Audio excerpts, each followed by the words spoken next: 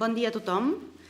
Si us sembla, començarem aquesta roda de premsa amb l'objectiu de presentar-vos avui les esmenes a la llei de drets i deures dels pacients i sobre la història clínica. Abans, però, volíem emmarcar una mica que aquesta llei està emmarcada dins el que és la gran reforma sanitària de la qual ja s'està parlant en aquest temps i a la qual el grup parlamentari demòcrata hi dona plenament suport. Uns objectius de la reforma basats sobre la qualitat, l'eficiència i la sostenibilitat del sistema sanitari. Una reforma que nosaltres entenem que s'haurà de fer en dos tempos. Un primer tempo que serà tota la part de reforma més estructural, en la que consistirà en l'elaboració de noves lleis, modificació de les ja existents, amb creació de convenis, de reglaments, de decrets, en fi, tot allò que permetrà d'alguna manera millorar la gestió del que ja s'està fent ara, del que ja existeix. I després un segon temps que haurem de pensar al finançament pel qual realment tota aquesta reforma sanitària podrà ser sostenible. La llei de drets i deures dels pacients i sobre la història clínica és el tret de partida, de fet, d'aquesta gran reforma.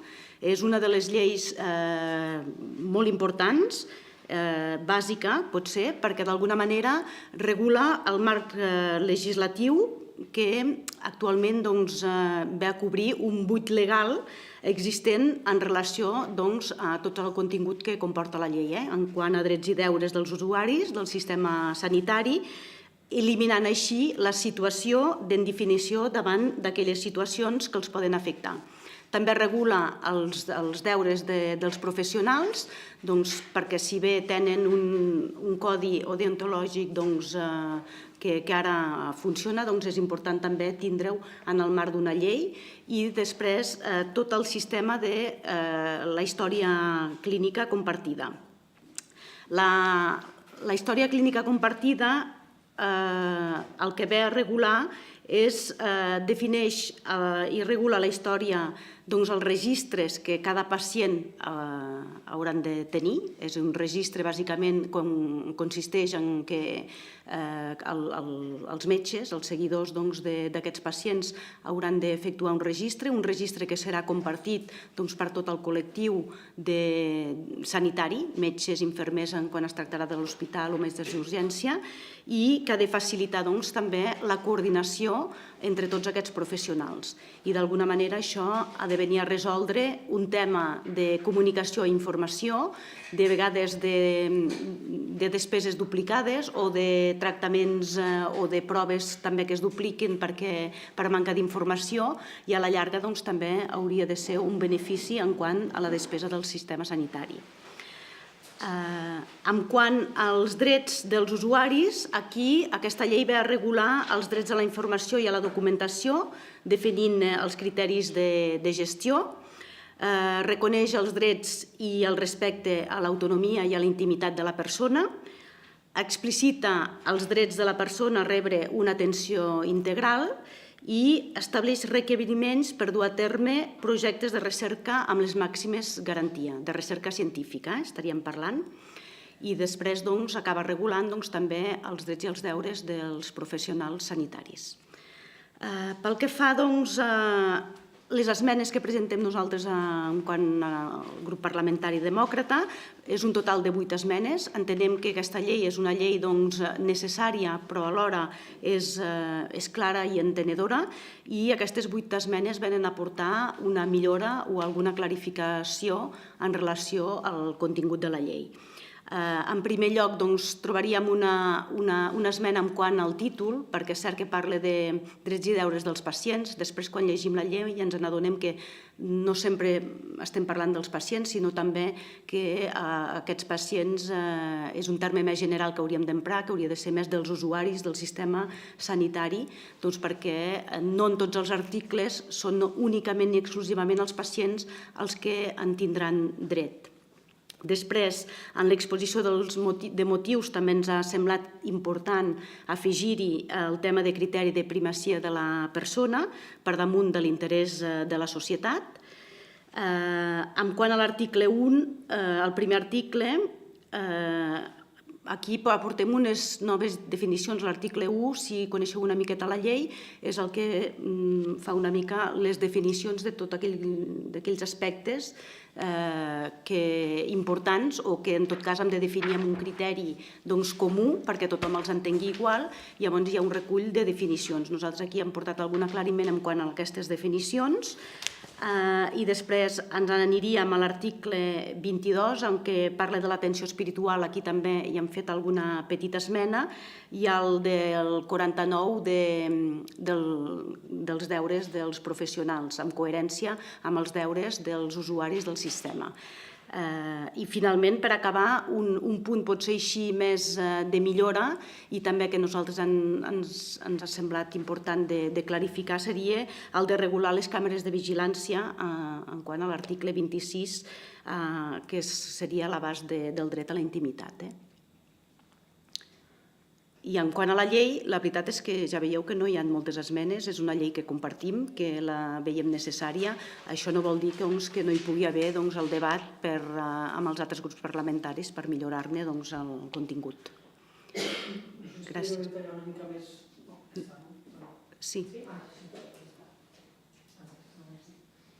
Detallar una mica més el concepte aquest de primar la persona davant de la societat, en quin aspecte concret? Doncs la veritat és que aquesta llei el que fa és una mica agafar la persona com a punt de partida. És la persona com a individu la que és important. No és tant la societat, sinó el tractament que fem a nivell sanitari de cara a aquesta persona. I per això hi hem volgut posar un paràgraf que realment constés amb aquesta part de primacia de la persona, perquè estem parlant realment de l'individu, que és el que valorem i el que valora especialment aquesta llei, com a persona única. I pel que fa al tema de les càmeres de vigilància, quin és el canvi que proposeu? No, aquí és més aviat per regular-ho, no és que proposem un canvi, perquè la llei, de fet, potser no en parlava en quant a aquest tema. Llavors, aquí nosaltres el que aportem és un parell d'articles, de punts, no d'articles, que afegim a la llei, bàsicament per millorar i per donar més seguretat en tot aquest camp de la intimitat del dret a la persona, el dret a la intimitat de la persona. Només per donar una resposta aquí a causes que hi ha hagut molt concretes a nivell de Batllia, en el qual, degut a una manca de legislació, molt sovint ens trobem que el Batlle no donava l'ordre per poder autoritzar filmacions en casos concrets que es necessitava fer una supervisió d'alguns pacients concretament, i clar, el límit entre la intimitat i la seguretat del pacient feia que els batlles ens trobàvem que no es volien pronunciar, per tant hi havia aquesta mancança legislativa i per això es fa aquest buit.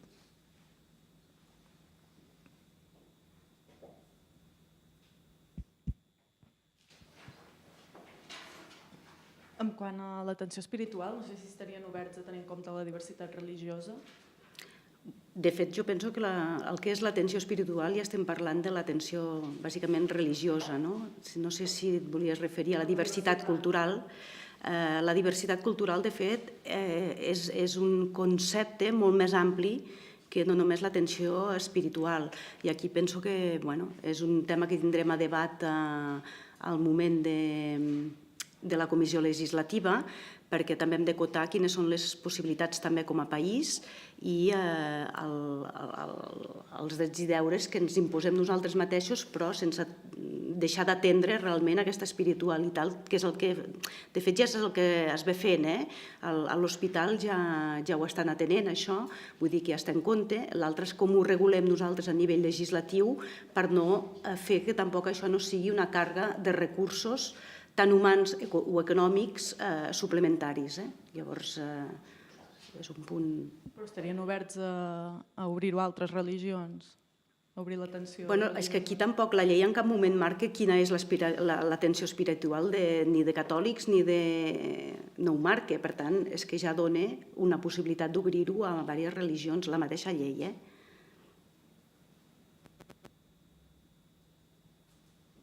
I I en quant a les càmeres de vigilància, hi havia hagut una polèmica per la instal·lació de càmeres a la quarta planta de salut mental. No sé si es voldria solucionar una mica aquest tema, també, Aquí em cobrint aquest referia buit. als casos que hi ha hagut de Batlle és la mal anomenada quarta planta, que són tractes de pacients de salut mental, en el qual el propi pacient o la patologia del propi pacient implica que hi hagi una supervisió a distància i només es pot fer mitjançant una càmera, però bueno, evidentment, a l'haver un buit legislatiu, aquesta autorització s'havia d'anar a obtenir a través de la batllia i els problemes que hi ha hagut és que en funció del batlle no sempre procedien a aquesta autorització i llavors hi havia un problema que es barallava entre la seguretat del pacient, la seva pròpia integritat física, per casos molt concrets. Estem parlant i se'ns ha demanat de dir, escolta, això necessitem una regulació perquè si no molts batlles diuen que no tenen on acollir-se legalment per poder autoritzar aquest tipus de sol·licituds.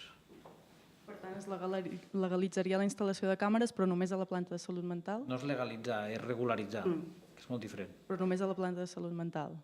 Bueno, seria en l'àmbit hospitalari, és a dir, es fa una fixació sobre això, però sí, més aviat seria cap aquí, encaminada a la quarta planta, que és on es donen els casos.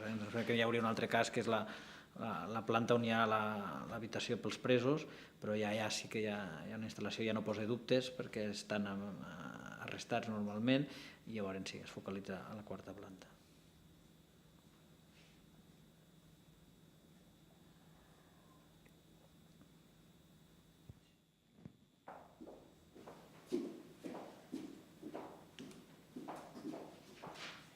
Entenc que tota la qüestió de la història clínica compartida va associada en aquesta llei. Demanar-los quan és previst o quan voldríeu que ja estés en vigor per poder aplicar la història clínica compartida i també quan us ha dit el ministre de Salut, perquè tinc entès que us ho va presentar el Pla de Salut recentment, que ja serà efectiu a la qüestió del metge referent. Són dues preguntes en una. Sí, bueno, serien una mica diferents. Una cosa és la història clínica compartida, que realment fa part d'aquesta llei. Quan la tindrem? Doncs esperem que almenys el mes de juny ja la puguem aprovar, bàsicament. Ara comencem aquesta tarda justament amb comissió legislativa la primera reunió per treballar les esmenes, llavors confiem que com a molt tard el mes de juny puguem treure ja aquesta llei. De fet, aquesta llei es necessita per diversos aspectes de la reforma, per tant, és urgent que treguem aquesta perquè després es puguin desplegar reglaments, convenis, decrets i fins i tot altres possibles lleis. Per tant, és cert que és urgent i intentarem accelerar-ho al màxim perquè puguem ficar fil a l'agulla el més aviat possible amb el tema de la reforma sanitària. Perquè pel que fa al metge referent, aquí encara no se'ns ha fet cap presentació oficial, ni en termes de llei ni tal. És una acció que està prevista pel Ministeri de posar el metge referent, però que encara no se'ns ha presentat ni amb cap reglament ni amb cap llei. Encara no està almenys a tràmit al Consell. A més, afegir que pel que fa a la història compartida, que una cosa és que el juny, i esperem, juny-juliol, tinguem el tràmit parlamentari superat, però això no vol dir que hi haurà una aplicació immediata, perquè el que se'ns ha dit és que hi ha tota una fase d'implementació del propi sistema, ja sigui a nivell informàtic, que no és evident, perquè el fet que tot quedi intercomunicat suposa desenvolupar un software específic que s'ha de posar en marxa, etc.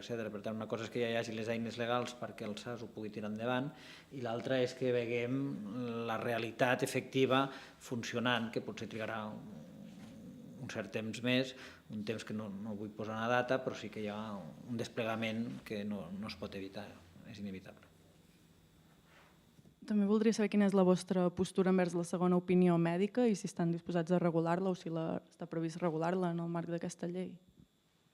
De fet, és que la llei ja permet aquesta segona opinió. El que passa que ho regula, a veure, jo penso que la part del metge referent és el que ve una mica a ordenar tota aquesta llibertat que ara tenim, d'anar als metges, al nombre de metges que volem, a fer les proves que volem. Per tant, la llei una mica el que farà és regular tot això. No és que no ho puguem fer, perquè una segona opinió ja ens la deixaran fer en termes de la mateixa llei, però que és una mica no deixar que puguis fer 5 proves de lo mateix amb metges diferents, perquè és cert que això té un cost i per tant que això en tot cas s'haurà de regular des del punt de vista de què és el que la CAS o retornarà de tot això, no? Perquè si no la gent podrà fer el que vulgui. Igualment la llibertat d'anar a veure un metge tothom la té.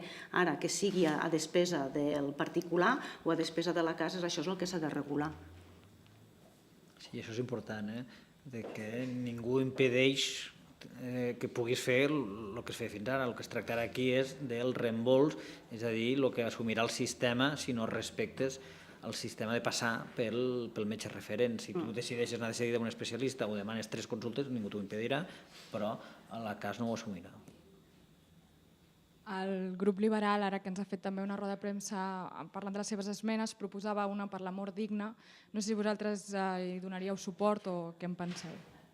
Bé, no sé, la seva esmena l'haurem de mirar profundament. A veure, la mort digna jo penso que actualment és una de les coses que ja s'està fent.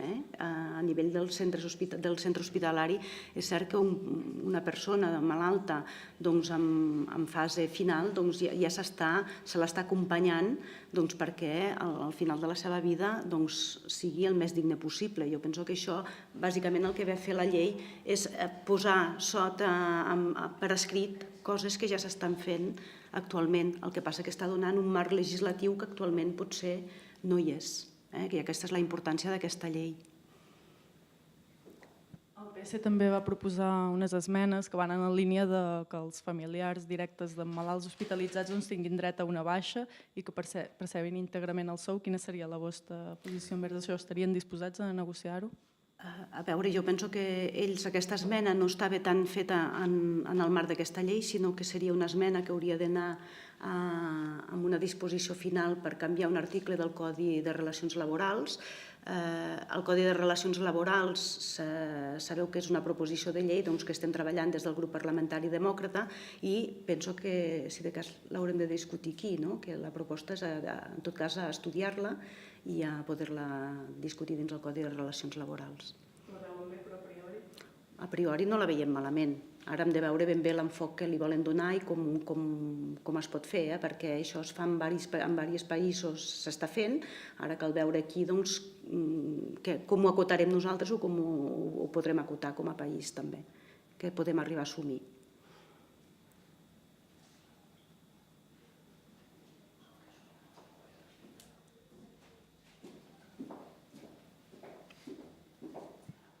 Ja que els tinc aquí, els volia fer una altra pregunta, un punt tangencial amb el tema salut, tema tabac.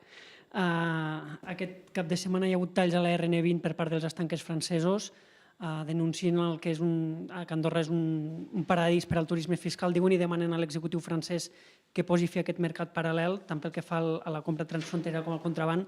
No sé, des del grup demòcrata, com veieu aquesta situació, si us preocupa que aquesta qüestió a nivell governamental per part de França pugui perjudicar un pilar de l'economia andorrana com és la venda de tabac, si n'heu parlat o si fareu alguna acció al respecte. Això no toca,